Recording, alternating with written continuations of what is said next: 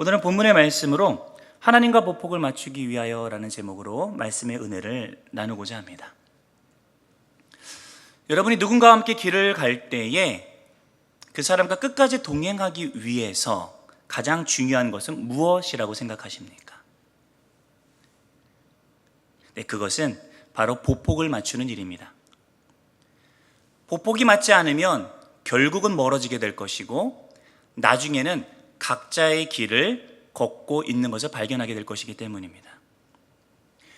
마찬가지로 하나님과 동행하는 신앙의 여정에서도 그분과 길이 어긋나지 않기 위해서 우리는 보복을 맞추는 것이 중요합니다. 그렇다면 하나님과 신앙의 보복을 맞추기 위해서 우리가 집중해야 하는 것은 무엇일까요? 오늘 본문을 통해서 두 가지를 함께 찾아보고자 합니다. 첫 번째입니다. 하나님과 보복을 맞추기 위해서 우리는 하나님의 동정에 따라 움직여야 합니다. 먼저 오늘 본문의 배경을 한번 살펴보도록 하겠습니다. 본문의 앞선 맥락에서는 유다가 예수님을 배신할 것에 대한 언급이 있었고 그 후에 유월절 최후의 만찬에 대한 이야기가 이어집니다.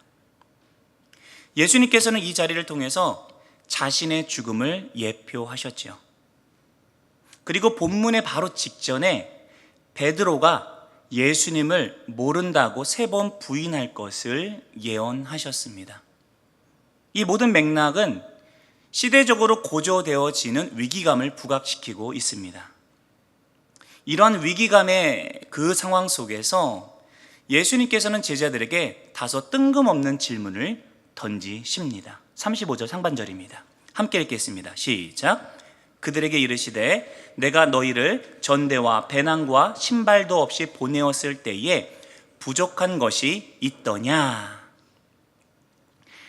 이 질문은 부족한 것이 없었습니다 라고 하는 대답을 상정하고 던진 질문입니다. 그리고 다행히도 제자들은 이에 대해서 예수님께서 기대하신 대답을 들려드립니다. 하반절입니다. 이르되 없었나이다. 이는 부족한 것이 이러한 제자들의 대답을 들으시고는 예수님께서는 그제서야 본론을 꺼내십니다. 36절 이르시되 이제는 전대에 있는 자는 가질 것이요 배낭도 그리하고 검 없는 자는 겉옷을 팔아 살지어다. 예수님께서는 지금 제자들에게 전해주셨던 명령과는 정반대되는 명령을 갑작스럽게 내리고 계신 것이죠. 사실 누가복음의 앞선 내용들을 보면 10장 3절에서 5절에 살펴보면은 예수님께서 제자들을 이제 파송하시면서 그들에게 이렇게 명령하십니다. 갈지어다 내가 너희를 보냄이 어린 양을 이리 가운데로 보냄과 같도다. 전대나 배낭이나 신발을 가지지 말며 길에서 아무에게도 문안하지 말며 어느 집에 들어가든지 먼저 말하되 이 집이 평안할지어다 하라. 전대나 배낭이나 신발을 가지지 말고 할 것을 분명히 명령하셨습니다. 예수님께서는 제자들에게 이 모든 것들 없이 오직 복음의 메시지만을 들고 가라고 명령하셨는데 이는 제자들이 굶어가면서 사역하라는 말씀이 아니라 하나님께서 채우실 것이다. 그러니 신뢰하고 나아가라라는 그런 의미를 내포하고 있죠.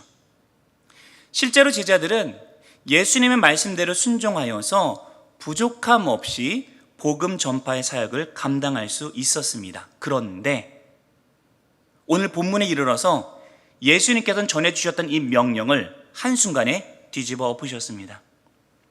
전대와 배낭을 준비하고 검을 준비하라고 말씀하신 것이죠.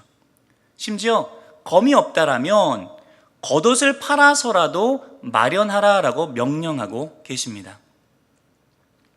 사실 유대인들에게 있어서 이 겉옷은 단순한 옷의 개념을 넘어선 그들의 신분과 명예를 나타내는 신분증과 같은 역할을 했을 만큼 굉장히 중요한 물품이었습니다. 게다가 겉옷은 추운 광야와 같은 밤을 견딜 수 있는 이불로서의 역할도 감당했기에 당시 실생활에서는 필수적인 옷이었습니다. 그만큼 중요한 것이 이 겉옷인데 예수님께서는 이 겉옷을 팔아서라도 검을 장만하라라고 말씀하고 계신 것입니다. 우리는 이 말씀을 어떻게 이해해야 할까요? 말 그대로 검을 갖추기 위해서 일상에서 중요한 물품의 모든 것들을 포기하라라고 하는 뜻으로 이해하면 되겠습니까? 사실 예수님의 이 명령은 이런 의미입니다. 때와 시기가 달라졌으니 이에 맞추어 마음을 준비하라.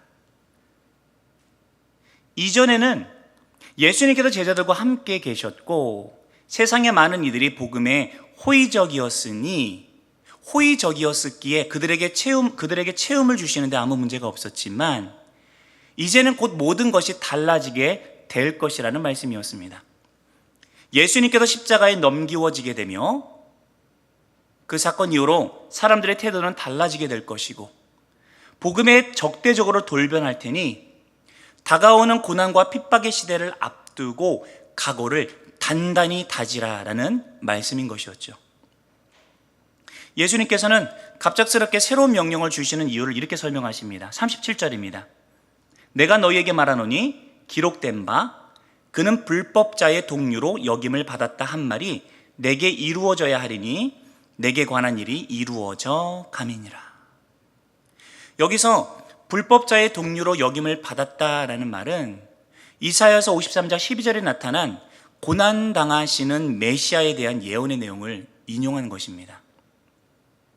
예수님께서는 인류의 죄를 위해 십자가에 달려 돌아가실 그때 하나님의 계획에 따라서 바로 그때가 근접했음을 아시고 고조되는 위기 속에서 제자들의 마음을 무장시키기 위해서 전대와 배낭을 준비하며 겉옷을 팔아서라도 검을 준비하라라고 말씀하고 계신 것입니다. 사실 제자들의 입장에서 이 복음 전파를 위해서 넉넉히 채우시던 은혜의 때가 다 지났고 이제는 고난과 핍박의 시대가 다가온다는 말씀이 가혹하게 들렸을 수도 있습니다. 물론 그 의미를 제대로 이해했다면 말입니다. 그리고 그들이 제대로 이해했다면 어쩌면 주님 앞에서 그러시지 말라고 항변하지 않았을까 상상을 해봅니다. 지금 누리고 있는 이 평화로운 복음전도 사역이면 충분한데 십자가는 뭐며 고난과 핍박의 시대는 웬 말이냐며 예수님을 향해서 강하게 항변했을지도 모르겠습니다. 마치 마태복음 16장에서 예수님의 고난과 죽음에 대해서 제자들에게 밝히 말씀하셨을 때에 베드로가 이 일이 결코 일어나서는 안 된다며 강력하게 항변하였던 그 모습처럼 말입니다. 우리는 삶의 방향과 방식을 내 뜻대로 결정하는 것을 좋아합니다. 그리고 그 방향은 언제나 안정과 풍요입니다. 누가 환난의 때를 좋아하겠습니까? 나에게 편하고 유익한 것을 쫓는 것이 우리의 본성입니다. 그렇기에 하나님께서 때때로 우리에게 요구하시는 헌신이나 삶의 중대한 변화 앞에서 우리는 그동안 쌓아온 것들이 아까워서 혹은 나에게 해오던 익숙한 방향대로 편히 움직이고자 주의 뜻에 항변하고 따라 움직이려 하지 않습니다. 그리고 하나님께서 어떻게 나에게 이런 때를 허락하시냐며 원망하고 불평하기도 하지요. 하지만 우리들은 하나님의 이 명령에 대해서 아무런 항변할 수 없는 자들입니다. 왜냐하면 하나님께서 주권자시고 모든 일은 하나님의 선하신 뜻 안에서 계획되고 진행되는 일이기 때문입니다. 우리의 삶에는 때가 있습니다. 풍요 속에서 누릴 때가 있고 고난 속에서 아파할 때가 있습니다. 이 모든 과정은 하나님께서 계획하시며 주관하십니다. 주께서 우리의 삶의 방향을 이끄시고 오늘 나의 삶 속에서 일어나는 일들을 허락하시는 것입니다. 그렇게 우리는 그분의 선하심을 믿으며 요청하시는 그 자리에 순종함으로 반응해야 할 줄로 믿습니다. 본문 속에서 예수님을 믿고 따르는 제자들이 해야 할 일은 하나님의 동정에 따라 핍박과 고난에도 순종할 마음의 각오를 다지는 것이었습니다. 예수님께서는 지금 이것을 제자들에게 요청하고 계신 것이죠. 예수님께서 제자들을 부르셨을 때에 너희는 나를 따르라 라고 말씀하셨지 나를 통해 너희의 꿈을 펼치라고 말씀하신 적은 없으십니다. 주의 부르심의 목소리를 따라서 나선 이들에게 요청하시는 것은 끝까지 그분의 음성을 들으며 그분의 동정에 따라 함께 움직이는 것입니다. 그러나 주께서 보여주시는 그 길로 순종하며 나아갈 때에 하나님의 위대한 일에 쓰임을 받게 된다는 사실을 기억하십시오. 제자들은 예수님의 사역을 위임받고 복음을 전파하는 선봉장으로서 성경에 이름이 기록이 되었습니다. 우리는 하나님의 섭리의 한복판에서 인생을 살아갑니다. 그분께서 우리의 삶을 계획하시고 주관하시며 이루어 가십니다. 그러니 하나님의 동정에 맞추어 함께 움직이는 것이 우리 인생이 형통케 되는 비결입니다. 성경에서 형통이란 나의 뜻이 아닌 하나님의 뜻이 막힘없이 이루어지는 삶을 의미합니다. 주의 동정에 맞추어 순종하여 움직이며 하나님의 뜻을 마음껏 이루어드리는 형통한 삶의 주인공들이 다 되시기를 간절히 소망합니다. 하나님과 보복을 맞추기 위하여서 우리는 두 번째로 주의 말씀을 새겨 들으셔야 합니다. 예수님께서는 고난과 핍박의 때를 앞두고 제자들의 마음을 준비하기 원하셨습니다. 그래서 전에 내렸던 명령과 전혀 상반되는 명령을 내리시며 오히려 겉옷을 팔아 검을 준비하라고 말씀하고 계신 것이죠. 그런데 겉옷을 팔아 검을 사라는 이 예수님의 말씀에 제자들은 어떻게 반응하였나요? 말 그대로 검 2개를 본인들이 손에 쥐고 있는 검 2개를 주님 앞에 내밀었습니다. 이들이 예수님 앞에 검을 내민 것은 무슨 뜻일까요? 제자들은 어쩌면 검을 준비하라는 이 말씀을 들으면서 야, 예수님께서 이제부터 로마의 압제로부터 벗어나기 위해서 무력을 사용하실 마음을 작정을 하셨구나라고 생각했는지도 모르겠습니다. 이때가 올 줄 알았지 하면서 그동안 본인들이 품에 품고 다니던 검을 당당하게 꺼내어서 불쑥 예수님 앞에 내밀고 어쩌면 지금 칭찬을 바라고 있는지도 모르겠습니다. 예수님, 내가 원했던 게 이건데 드디어 작정하셨군요 하면서요. 그런데 이에 대해서 예수님은 어떻게 반응하셨습니까? 38절입니다. 그들이 여짜오되 주여 보소서 여기 검 2이 있나이다. 대답하시되 족하다 하시니라. 족하다라고 말씀하셨습니다. 예수님께서는 족하다고만 말씀하시고는 더 이상 이에 대해서 아무 말씀을 하지 않으셨습니다. 예수님의 이 족하다라는 말씀은 칭찬인 걸까요? 야, 충분히 잘 준비하고 있구나 하면서 안심하고 넘어가신 걸까요? 아닙니다. 그렇지 않습니다. 예수님께서 족하다라고 말씀하신 것은 예수님의 말씀을 이해하지 못하고 말 그대로만 받아들여 검을 내민 제자들의 영적인 무지 앞에서 그저 대화를 멈추신 것으로 보는 것이 합당합니다. 이는 소리 없는 질책이나 다름없습니다. 앞에서 살펴본 것처럼 겉옷을 팔아 검을 사라는 말씀은 다가오는 환란의 시대의 변화에 맞춰서 각오를 다지고 준비하라는 뜻이었습니다. 그러나 제자들은 이 말을 이해하지 못했고 오히려 말 그대로 검에 의지한 무력을 준비하라는 말로 이해하였습니다. 실제로 베드로는 이후에 예수님을 잡아가고자 온 무리 중 한 대사장의 종에게 실제로 칼을 휘둘러서 그의 오른쪽 귀를 잘라내기까지 하였습니다. 그런데 이에 대해서 예수님은 어떻게 반응하셨나요? 누가복음 22장에서는 참으라 말씀하시며 폭력의 사용을 금하셨고요. 마태복음 26장에서는 칼을 가진 자는 다 칼로 망한다고 경고하셨습니다. 그동안 예수님의 가르침 어디에 무력을 통한 굴림과 폭력에 의한 목적의 성취가 담겨 있었다는 말입니까? 예수님은 그분의 사역을 위해서 무력과 폭력을 사용하시지 않으셨으며 오히려 평화를 선포하시며 복음을 전파하는데 전념하셨습니다.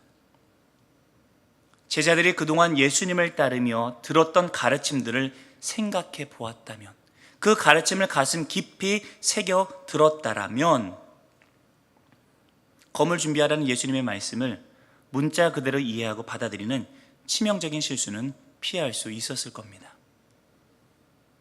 검에 의지한 무력과 폭력으로 세상에 혁명을 꾀하는 것은 제자들이 마음에 품고 기대한 방법이었지 예수님의 방법은 아니었습니다. 그들이 예수님의 가르침과 상반되는 이 검을 가슴에 품고 다녔던 것만 보더라도 이들이 자신들의 기대를 내려놓지 못하고 있었음을 여실히 증명하고 있습니다.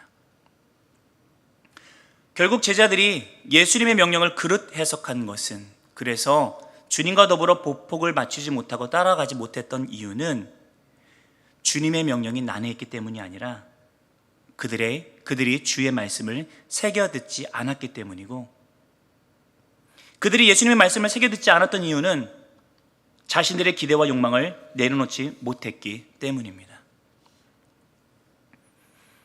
이러한 제자들처럼 우리의 일상에서도 우리가 하나님의 뜻을 그릇 이해하고 곡해하는 이유는 무엇일까요?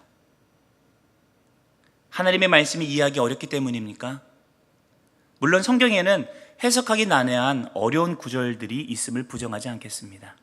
하지만 우리의 삶의 방식과 일상에서 내리는 삶의 선택을 결정짓는 중요한 성경적 원리에 있어서는 그렇지 않습니다. 명확합니다. 하나님의 뜻은 분명하고 거룩을 향한 삶의 방향성 또한 그러합니다. 하지만 하나님의 뜻을 곡해하고 그분의 뜻에 어긋나게 살아가는 이유는 우리가 그분의 뜻을 몰라서가 아니라, 성경의 가르침이 너무나 어렵기 때문이 아니라 하나님의 말씀의 가르침을 새겨 듣지 않기 때문입니다.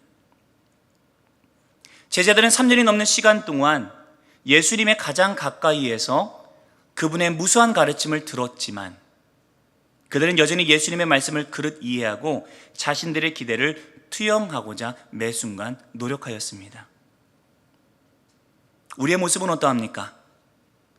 우리는 주의 말씀 앞에서 나의 기대와 논리를 내려놓고 하나님의 말씀의 뜻과 의미를 살피고 곱씹고 되새김질하며 나의 삶에 적용하고자 노력하고 있으십니까? 오늘 말씀 앞에서 스스로를 점검하는 시간이 되기를 간절히 소망합니다. 말씀을 정리하겠습니다. 하나님은 우리의 삶을 주관하시고 그분의 선한 뜻을 위하여 오늘도 우리를 이끌어 가십니다. 그분과 보폭을 맞추어 동행하기 위해서 우리는 먼저 그분의 동정에 맞추어 움직일 준비를 늘 해야 합니다.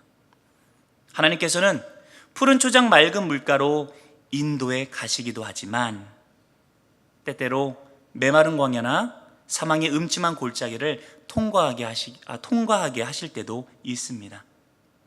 그 어느 자리일지라도 우리는 하나님의 선하심을 신뢰하며 그분의 동정에 맞추어 순종하는 자세가 필요합니다.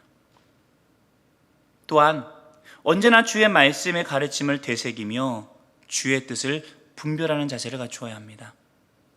그분의 말씀은 이해하기 난해한 암호가 아닙니다. 그저 우리의 기대와 욕심이 눈을 가리워 주의 뜻대로 살지 못하게 할 뿐이죠. 주의 말씀을 가슴에 새기고 그분이 허락하시는 삶의 자리에서 순종하며 살아갈 때 우리는 하나님과 보폭을 맞추어 동행하는 자가 될 것이고 결국 나의 삶을 통하여 주의 뜻을 이루어 드리는 그런 복된 삶의 주인공이 될 줄로 믿습니다. 그러한 우리 모두가 되기를 우리 주 예수님의 이름으로 간절히 축원드립니다.